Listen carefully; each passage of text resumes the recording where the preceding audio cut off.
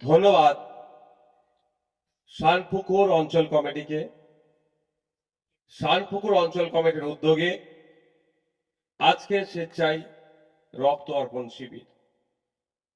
আপনারা জানেন গত পঞ্চায়েত নির্বাচনে শাসক তৃণমূল কংগ্রেস যেভাবে বিরোধীদের উপরে তথা আইএসএফ এর উপরে হামলা চালিয়েছিল, এই হামলার শিকার আমাদের একাধিক মানুষ হয়েছিলেন। তার মধ্যে অনেকে প্রাণে মারা গিয়েছিল, অনেকে ব্যাপকভাবে ক্ষতিগ্রস্ত হয়েছে। যারা আমাদের জন্য, আমাদের দলের জন্য প্রাণকেও বিসর্জন দিতে কিন্তু বোধ করেনি, তাদেরকে আমরা কোনো মতেই ভুলে যেতে পারি না। আজকে আমাদের মধ্যে মহিউদ্দিন নাই, হাসান ভাই নাই, রেজাউল ভাই না থাকলেও তাদের কর্মকাণ্ড আমাদের মধ্যে আজও বিরাজমান।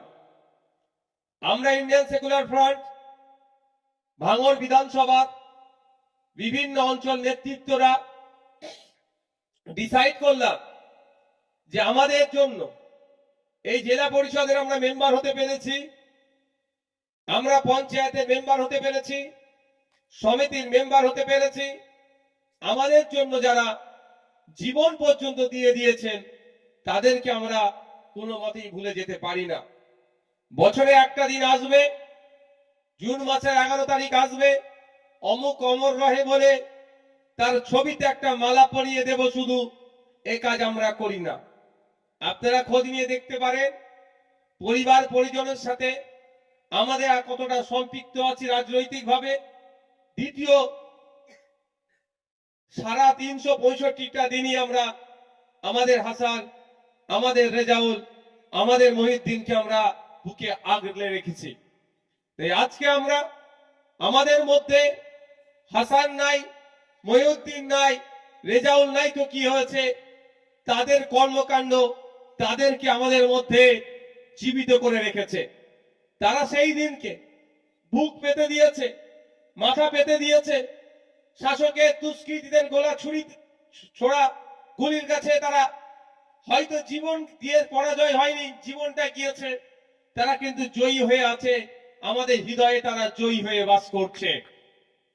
তাই তাদের স্মরণে এক রেজাউল, এক হাসান, এক মহিউদ্দিন হাজার হাজার মানুষের প্রাণ বাঁচাতে সহযোগিতা করছে। এটাই আমাদের গর্বের ভাঙড়, এটাই আমাদের মহিউদ্দিন, হাসান, রেজাউল। আপনারা জানেন মেডিকেল সায়েন্সের ছাত্ররা থাকলে জিজ্ঞাসা করবে, 1 ইউনিট যে রক্ত নেওয়া হচ্ছে এখান থেকে, আমরা যে 1 ইউনিট রক্ত দিচ্ছি, একটা ইউনিট রক্ত থেকে 4 জন মানুষ উপকৃত হবে। তাই ভাবুন, এখন পর্যন্ত প্রায় 1,500-এর কাছাকাছি রক্ত যোদ্ধা রক্ত দিয়েছে। 1,500 ইন্টু 4, তাহলে 6,000, 4 টেনে কত গো, 6,000 মানুষ কিন্তু উপকৃত হবে। আজকে আমার হাসানকে ওরা মেরেছে, মহিউদ্দিনকে মেরেছে, রেজাউলকে মেরেছে, তারা কবরে আছে।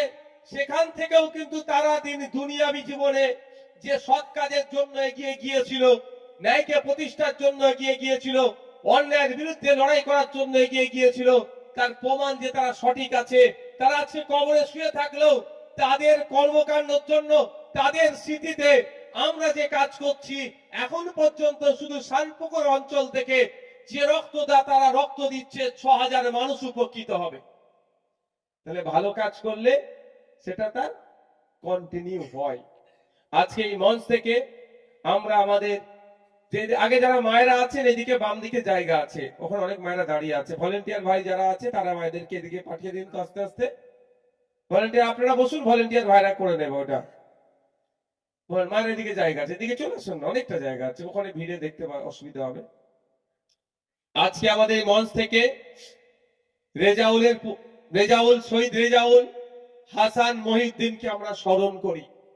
ধন্যবাদ জানাই শানপুকুর অঞ্চল কমিটিকে, ধন্যবাদ জানাই আজকের এই রক্তদান শিবিরের মূল আকর্ষণ, মূল অতিথি আমি মনে করি রক্ত যোদ্ধাদেরকে, ব্লাড ডোনারদেরকে। তাদের ধন্যবাদ জানাই। ধন্যবাদ জানাই দর্শকের আসনে বসে থাকা, দাঁড়িয়ে থাকা অগণিত আইএসএফ এর শুভাকাঙ্ক্ষী ভাই ও বাপেদেরকে, মা ও বোনেদেরকে ধন্যবাদ জানাই। বিভিন্ন স্ট্রিমের মিডিয়ার বন্ধু যারা আছেন, যাদের উদ্যোগে আমাদের এই স্বেচ্ছায় রক্ত অর্পণ শিবির রাজ্যের বিভিন্ন প্রান্তে, রাজ্যের গণ্ডি ছাড়িয়ে জাতীয় স্তরে, শুধু জাতীয় স্তর নয়, আপনাদের ভূমিকাটা এতই বলিষ্ঠ হচ্ছে ডে বাই ডে। আজকে আন্তর্জাতিক স্তরেও আমাদের কর্মকাণ্ড আপনারা পৌঁছাতে সহযোগিতা করছে। ধন্যবাদ আপনাদের। ধন্যবাদ জানাই প্রশাসনের বন্ধুদের, যাদের সহযোগিতাতে আমরা এই প্রোগ্রাম সুষ্ঠুভাবে করতে পারছি। ধন্যবাদ জানাই আমাদের ভাঙড় বিধানসভার বিভিন্ন অঞ্চল নেতৃত্ব, যারা তাদের মূল্যবান বক্তব্য রেখেছে বা যারা স্টেজে উপস্থিত আছে। বন্ধুগণ, আপনাদের আমি রক্তদানের উপরে প্রথমে গুটি কয়েক কথা বলবো। আমরা এখনো কনফিউজ আছি অনেকে, রক্ত দিলে কি হবে না হবে, শরীর নাকি অসুস্থ হবে। মেডিকেল সায়েন্স বলছে প্রতি 90 দিন বা 120 দিন ছাড়া যদি কেউ কন্টিনিউ রক্ত দেয়, তার স্বাস্থ্য ভালো থাকবে। সুতরাং রক্ত দিলে অন্যের প্রাণ যেমন বাঁচতে পারে, মুমূর্ষ রোগীরা যারা রক্তের অভাবে, যাদের অপারেশন এখনো করতে পারছে না, বা থ্যালাসেমিয়া রোগে যারা আক্রান্ত, প্রায় যাদের রক্তের প্রয়োজন হয়, যারা চিন্তিত থাকে, তাদেরকে রক্তদানের মাধ্যমে তারা চিন্তা মুক্ত হতে পারে বা তাদের স্বাস্থ্য ভালো হতে পারে, তারাও অনেকে প্রাণে বাঁচতে পারে। যেমন একটা দিক, তার সাথে সাথে একটা দিক রক্তদান। ভাই তোমরা একটু পিছিয়ে যাও, পিছনে লোককে ডিস্টার্ব, ঢুকে পড়ছে কেন এখানে? ভাই যারা আছেন, দাঁড়িয়েছেন, একটু পিছিয়ে যান। ভাই আমার মিডিয়ার বন্ধু ছাড়া একটু পিছিয়ে যান, দেখেন আপনারা পিছিয়ে যান, একটু পিছিয়ে যান, অনেক জায়গা আছে, পিছিয়ে আসুন। যারা বসে আছে তাদের অসুবিধা হয়ে যাচ্ছে। তো রক্তদানের আরেকটা দিক, সম্প্রীতির বার্তা যায়, ঐক্যের বার্তা যায়, সৌহার্দ্যের পরিবেশ তৈরি হয়। আর একটা গুরুত্বপূর্ণ দিক আছে, রক্তদান করলে আপনারও স্বাস্থ্য ভালো থাকবে।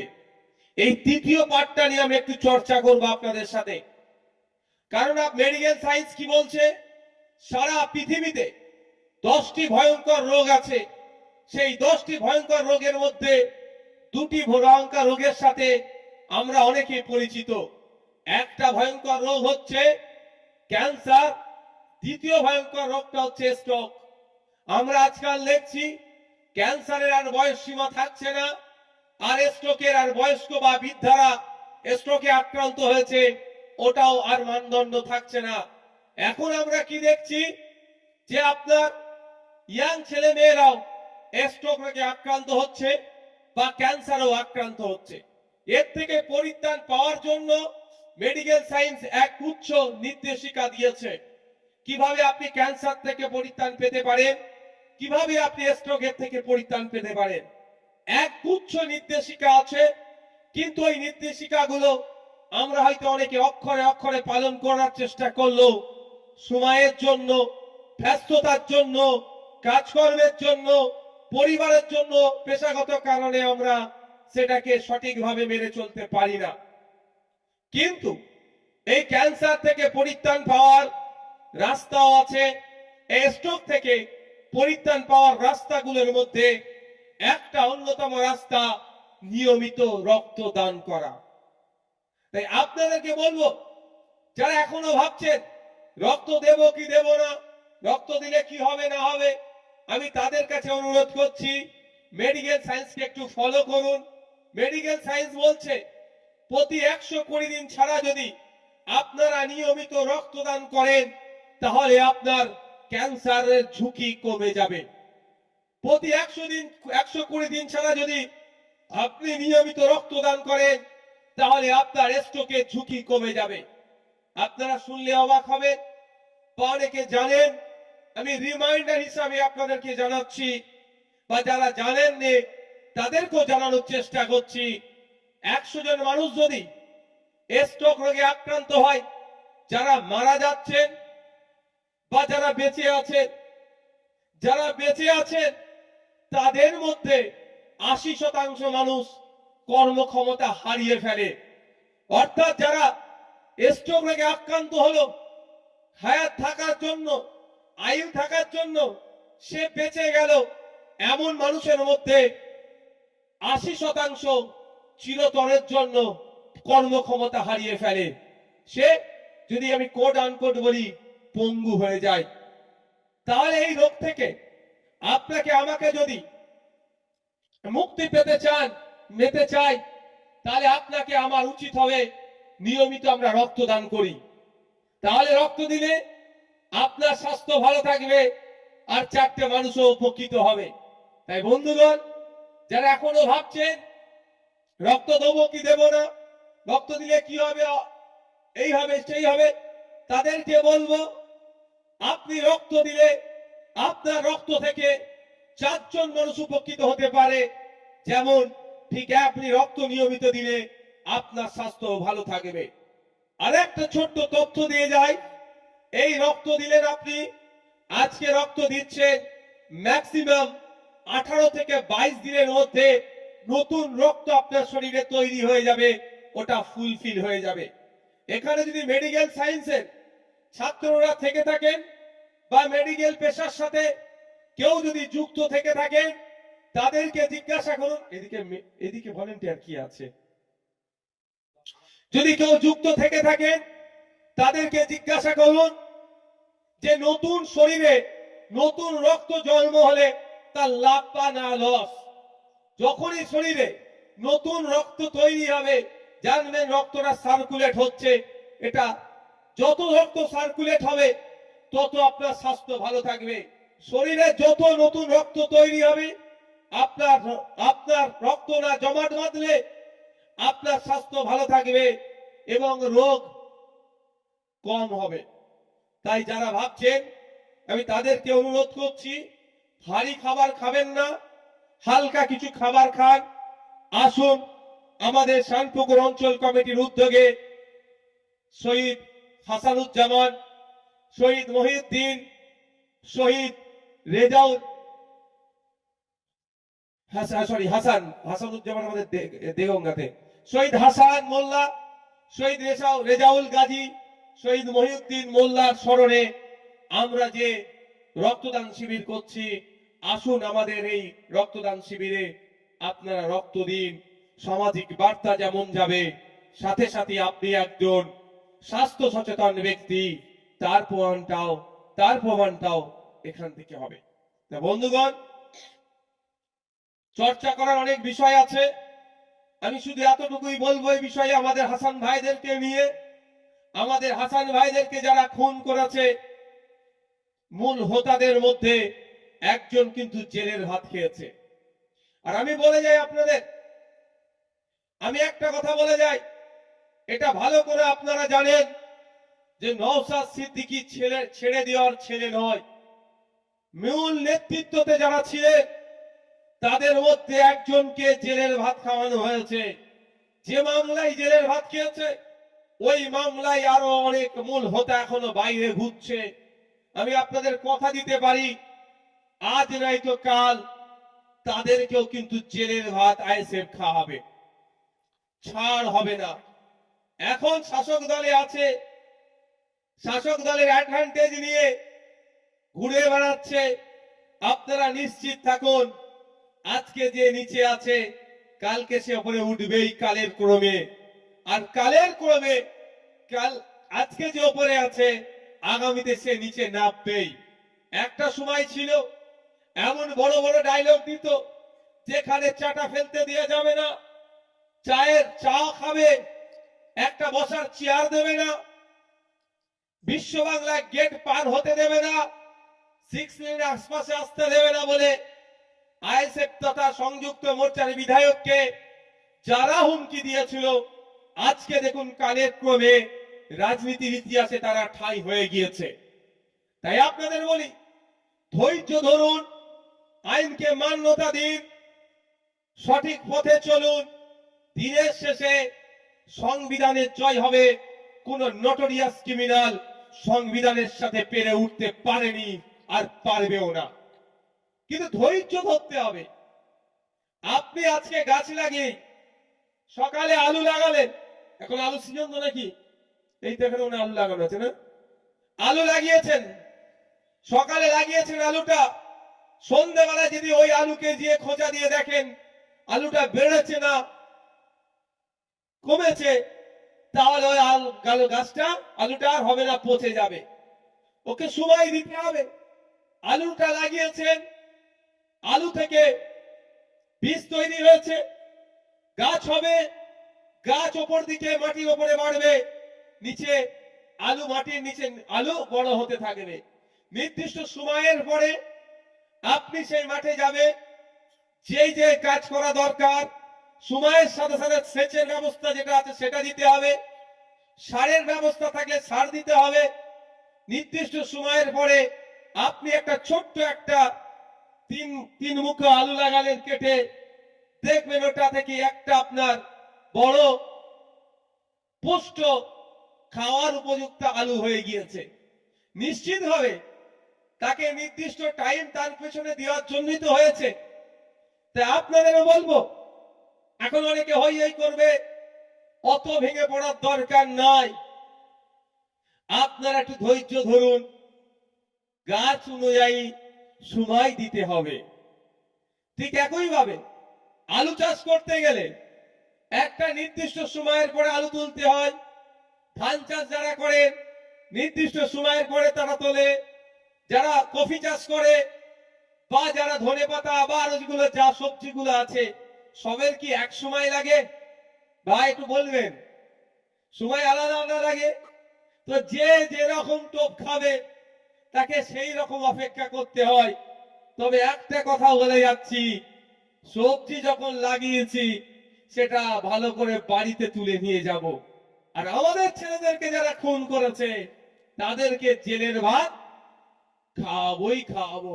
কেউ আটকাতে পারবে না, এটা আমি বলে যাচ্ছি, কেউ আটকাতে পারবে না। তাই বন্ধুগণ, নিরাশ হওয়ার কোনো জায়গা নয়, বরঞ্চ আমাদেরকে আরো বেশি করে কি করতে হবে, আরো বেশি করে আমাদেরকে, আমাদের যারা পঞ্চায়েতের মেম্বার সব বরণ হয়ে গেছে তাদের, আচ্ছা যারা পঞ্চায়েতের সদস্য আবার সদস্য আছেন, আমি তাদেরকে বলবো, যদি দায়িত্ব, তারা ভলেন্টিয়ারের অনেক কাজ করছে না, তারা বেশি। আচ্ছা যারা বাকি সামলাচ্ছেন, বাকি যারা আছে স্টেজে চলে আসবেন।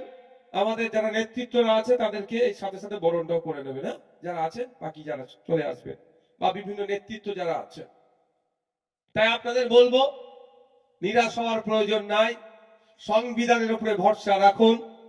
যখন মোদিজি তার ক্ষমতা দেখিয়ে ওয়াকফ সম্পত্তি সরাসরি দখল করে নেওয়ার চেষ্টা করেছিল, তখন অভিষেক ব্যানার্জি, মমতা ব্যানার্জি, যাদবপুরের এমপি এটাকে আটকানোর চেষ্টা করেনি।